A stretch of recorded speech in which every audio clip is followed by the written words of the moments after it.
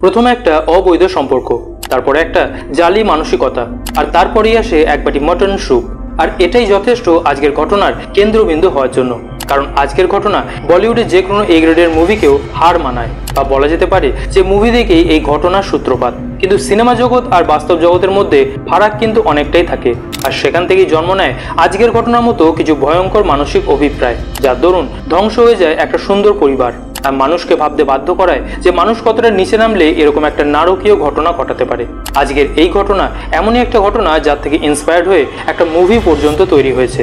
নমস্কার, আমি শঙ্কু, আর আজকের ভিডিওতে আমরা জানবো সেই ভয়ঙ্কর ঘটনা সম্পর্কে যেটা 2017 সালে ভারতের মেন স্ট্রিম মিডিয়ার সব থেকে বহুল চর্চিত ঘটনা ছিল, আর জানবো যে কিভাবে এক বাটি মটন স্যুপ ধরিয়ে দিয়েছিল ক্রিমিনালদের মাস্টার প্ল্যান। সময়টি ছিল 2017 সালের 27শে নভেম্বর, আর এই দিন সকালবেলায় হায়দ্রাবাদের একটা প্রাইভেট হসপিটালের সামনে এসে দাঁড়ায় একটা অ্যাম্বুলেন্স গাড়ি, যার ভেতর থেকে স্ট্রেচার গাড়িতে শুয়ে বেরিয়ে আসে একজন পুরুষ মানুষ। সে কোনো এক যন্ত্রণায় কাতর চিৎকার করছিল, যেটা এতটাই জোরে ছিল যে হসপিটাল চত্বরে থাকা প্রতিটা মানুষই তার দিকে ফিরে তাকাচ্ছিল। সেই স্ট্রেচার গাড়ির পাশেই হেঁটে চলেছিল একজন মহিলা, যে চিৎকার করে সেখানকার ডাক্তারদের ডাকে। আর ডাক্তাররা যখন সেখানে আসে, তারা দেখতে পায় যে সেই স্ট্রেচার গাড়িতে শুয়ে থাকা ব্যক্তিটার মুখের বেশ কিছুটা অংশ পুড়ে গেছে, যার জন্য সে যন্ত্রণায় চিৎকার করছে। ঘটনার কারণ জানতে চাইলে স্ট্রেচার গাড়ির পাশে থাকা সেই মহিলা জানায় যে সেই ব্যক্তি তার স্বামী সুধাকর রেড্ডি, আর তাকে বেশ কিছু গুন্ডাদের দল মারধর করে মুখে অ্যাসিড ঢেলে দিয়েছে। ডাক্তারেরা যখন এই ঘটনা শোনে, তারা দ্রুত সুধাকরকে সেই হসপিটালেই ভর্তি করিয়ে নেয়। আর সেই মহিলা, যার নাম স্বাতি রেড্ডি, যে সুধাকর রেড্ডির স্ত্রী, সে তাদের বাড়ির লোকেদের সেখানে ডাকে। হন্তদন্ত হয়ে সুধাকরের বাবা মা যখন সেই হসপিটালে আসে, তারা তাদের ছেলের অবস্থা দেখে রীতিমতো কান্নাকাটি শুরু করে দেয়। স্বাতি এখানে তাদেরকেও সেই ঘটনা সম্পর্কে জানায় যে কিভাবে গুন্ডাদের দল সুধাকরকে মারধর করে তার মুখে অ্যাসিড ঢেলে দিয়েছিল। কিছুক্ষণ পর যখন ডাক্তারেরা সেখানে আসে, তারা সুধাকরের পরিবারকে জানায় যে সুধাকরের মুখের প্রায় 30% অংশ পুড়ে গেছে, আর এখন শুধুমাত্র প্লাস্টিক সার্জারির মাধ্যমেই তার মুখের অবয়বকে ফিরিয়ে আনতে হবে। এছাড়া দ্বিতীয় কোনো বিকল্প রাস্তাই নেই। ডাক্তারের মুখে প্লাস্টিক সার্জারির কথা শুনে স্বাতি দ্রুত রাজি হয়ে যায়, আর তার বাবা মাও সেই কথাতেই সম্মতি দেয়, যে কারণে ডাক্তারেরা এরপর দ্রুত সুধাকরের ট্রিটমেন্ট শুরু করে। কিন্তু বেশ কিছুদিন যাওয়ার পরেই ঘটে যায় এক অদ্ভুত কাণ্ড। সুধাকরের বাবা মা এক অবাক করা বিষয় লক্ষ্য করে। তারা দেখে যে তারা যখনই তাদের ছেলের সঙ্গে দেখা করতে আসছে, সুধাকর অদ্ভুতভাবেই চুপ করে যাচ্ছে, আর কথা বলার পরিবর্তে সে কাগজে লিখে বা ইশারায় কথা বলছে। এর সাথে সুধাকরের হাঁটা চলা, ওঠা বসা সবকিছুই যেন তাদের কাছে অদ্ভুত লাগছিল। কিন্তু সুধাকরের বাবা মায়ের কাছে এই সমস্ত কিছুই অদ্ভুত লাগলেও তারা বুঝেছিল যে তাদের ছেলে এখন কঠিন যন্ত্রণার শিকার, আর সেই কারণে তারা এই বিষয়টিতে বিশেষ গুরুত্ব দেয়নি। কিন্তু এর কিছুদিন যাওয়ার পরই ঘটে যায় আরো একটা অবাক করা কাণ্ড। সুধাকরের ভাই সুরিন্দর একদিন সেই হসপিটালে আসে তার দাদার সঙ্গে দেখা করতে, আর সে তার সঙ্গে নিয়ে আসে তার দাদার সব থেকে প্রিয় খাবার মটন স্যুপ। কিন্তু সুরিন্দর যখন সুধাকরকে সেই মটন স্যুপটা খেতে বলে, সুধাকর অদ্ভুতভাবেই সেটা খেতে অস্বীকার করে। সুরিন্দর এখানে তাকে বারবার বোঝায় যে এটা তার প্রিয় খাবার, আর তাই সে সেটা নিয়ে এসেছে। কিন্তু সুধাকর এখানে মটন স্যুপ খায় না, আর এখানেই সুরিন্দরের মনে জেগে ওঠে সন্দেহ। সে সেই হসপিটালে দাঁড়িয়েই ভাবতে থাকে যে যে মানুষটাকে সে তার সামনে দেখছে, সে কি আদেও তার দাদা? কারণ তার দাদা তো মটন স্যুপ খেতে কখনোই অস্বীকার করে না। তাহলে এই ব্যক্তি কি অন্য কেউ? প্রশ্নের সমাহার তার মনে জাগতে থাকে, আর তাই সেই দিন সে লোকাল পুলিশ স্টেশনে গিয়ে তার দাদার বিরুদ্ধে রিপোর্ট লেখায়। সে পুলিশকে জানায় যে হসপিটালে সেই ব্যক্তি তার দাদা সুধাকর রেড্ডি নয়, কারণ তার দাদা কখনোই মটন স্যুপ খাবো না এটা বলবে না। পুলিশের কাছে এই বিষয়টা রীতিমতো হাসির খোরাক হয়ে ওঠে, কারণ কেউ যদি মটন স্যুপ না খায় তাহলে তার অর্থ এটা নয় যে সে ক্রাইম করবে। পুলিশ সুরিন্দরকে জানায় যে সুধাকরের হয়তো মুখের স্বাদ নেই, তাই সে হয়তো মটন স্যুপ খেতে অস্বীকার করেছে। কিন্তু পুলিশের কথায় সুরিন্দরের মন ভরে না। যতই হোক সে তো তার ভাই, আর ভাই দাদাকে চিনবে না এটা হতে পারে না। আর ঠিক সেই কারণেই সুরিন্দর পুলিশকে বারবার রিকোয়েস্ট করে যে তারা যেন এই বিষয়টিতে একবার হলেও তদন্ত করে। সুরিন্দরের কথায় পুলিশ পরের দিনই সুধাকরের বাড়িতে যায়, আর তার বাবা মা আর ভাইয়ের কাছ থেকে সুধাকরের কথাবার্তা, চাল চলন, ওঠা বসা সমস্ত কিছু সম্পর্কেই তথ্য জোগাড় করে। আর তারপর তারা সেই প্রাইভেট হসপিটালে যায় সুধাকরের হাতের ফিঙ্গারপ্রিন্ট নিতে। কিন্তু এই ফিঙ্গারপ্রিন্টের রেজাল্ট যখন তাদের সামনে আসে, তাদের চোখ কপালে উঠে যাওয়ার মতো অবস্থা। কারণ যে ব্যক্তিটাকে তার বাড়ির লোক নিজেদের সন্তান মনে করছিল, তার উপর লাখ লাখ টাকা খরচা করছিল, সে আদতেও তাদের নিজেদের সন্তান ছিল না, কারণ সে সুধাকরই ছিল না।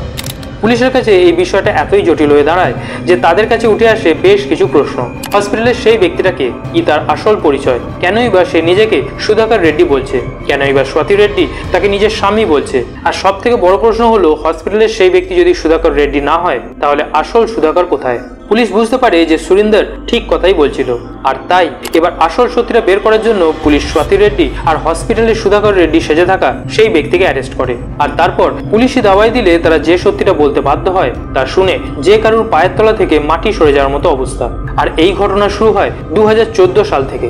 এই 2014 সালে সুধাকর রেড্ডি আর স্বাতী রেড্ডির বিয়ে হয় অ্যারেঞ্জ ম্যারেজের মাধ্যমে। তারা একটা সুখী পরিবার ছিল, তাদের 2 সন্তানও ছিল যাদের নাম দর্শিত আর হর্ষিতা। সুধাকর এখানে একটা কন্ট্রাক্টিং বিজনেস করত, অন্যদিকে স্বাতী ছিল পেশায় একজন নার্স। তাদের আর্থিক অবস্থা যথেষ্ট উন্নত ছিল, কিন্তু 2 সন্তানের জন্ম দেওয়ার পর এখানে স্বাতীর কোমরে ব্যাক পেন শুরু হয়, আর সেটা এতটাই তীব্র হয়ে ওঠে যে সুধাকর এরপর তাকে নিয়ে রাজেশ নামের একজন ফিজিওথেরাপিস্টের কাছে যায়। আর এখান থেকেই ঘটনার মোড় ঘুরতে শুরু করে। বেশ কিছু মাস রাজেশের কাছ থেকে ফিজিওথেরাপি নেওয়ার পর হঠাৎ করেই এখানে রাজেশ আর স্বাতীর মধ্যে একটা অবৈধ সম্পর্ক গড়ে ওঠে, যে কারণে তারা দুজনেই দুজনকে বিয়ে করতে চায়। কিন্তু পথের কাঁটা হয়ে দাঁড়ায় সুধাকর রেড্ডি। স্বাতী এখানে জানতো যে সে তার স্বামী সুধাকরকে ডিভোর্স দিতে পারবে না, কারণ সুধাকর তাকে যথেষ্ট সুখেই রেখেছিল, আর বিনা কারণে যদি সে ডিভোর্স দেয় তাহলে সুধাকরের সম্পত্তিও সে পাবে না। আর তাই স্বাতী আর রাজেশ মিলে পরিকল্পনা করতে শুরু করে যে কিভাবে সুধাকরকে তাদের পথ থেকে সরানো যাবে।